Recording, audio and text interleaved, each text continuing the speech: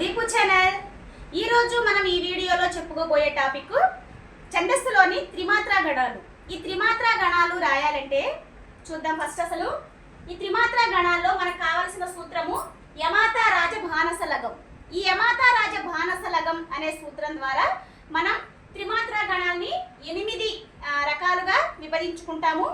అదేంటంటే ఈ సూత్రం ద్వారా ఫస్ట్ మనం ఈజీగా చెప్పుకోవడం ఎట్లాగంటే యమాతా రాజ అనే దాన్ని ఒక భాగంగా విభజించుకోవాలి.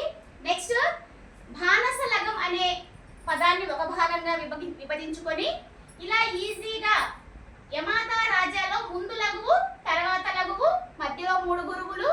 నెక్స్ట్ భానస లగంలో ముందు గురువు, తర్వాత గురువు, మధ్యలో 3 లఘువులు. ఇలా ఈజీగా సూత్రాన్ని గుర్తించుకోవచ్చు.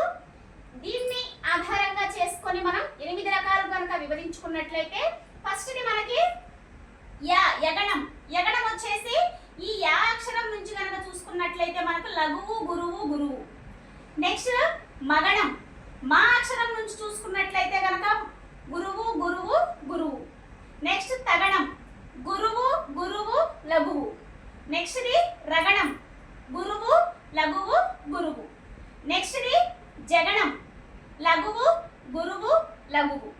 నెక్స్ట్ ది భగణం. గురువు, లఘువు, లఘువు.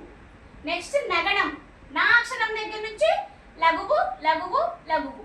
అలానే 8వది సగణం. లఘువు, లఘువు, గురువు. ఇలా యమాతా రాజ భానస లగం ఇలా రాసుకొనైనా మనం గణ విభజన చేసుకోవచ్చు. నెక్స్ట్ ఇలా ఒక చక్రం లాగా వేసుకొని కూడా గణ విభజన చేసుకోవచ్చు.